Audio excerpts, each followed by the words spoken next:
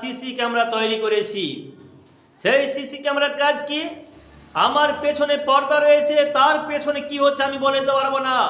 যে CC camera fit করানো হয় তবে আমি বলে দিতে পারবো এই কাজ হচ্ছে।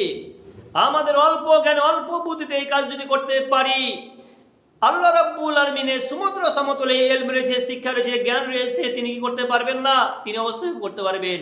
আল্লাহ বলছে ওহুয়া সামিউল বাসির, আল্লাহ বলছে ওহুয়া সামিউল বাসির, আমি সমস্ত জিনিস শুনি এবং দেখিন। সাত আসমান থেকে কুরসিতে বসে আছেন, সেখান থেকে সমস্ত জিনিস শোনেন এবং দেখেন। শুধু তাই নয়, আমরা অল্প জ্ঞানে অল্প বুদ্ধিতে কি তৈরি করেছি জানেন? আমরা তৈরি করেছি মোবাইল। এই মোবাইলের চলচ্চিত্রের সাহায্যে আমরা কি করি জানেন?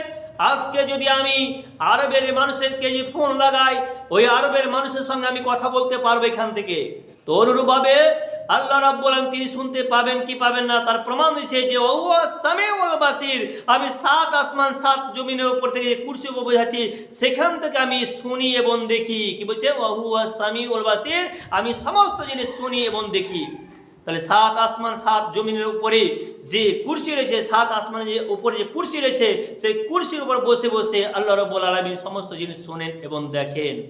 তাই আমাদেরকে ইসলামের ভালো কাজ করতে আল্লাহ রাব্বুল সমস্ত জিনিস শুনছেন এবং দেখছেন।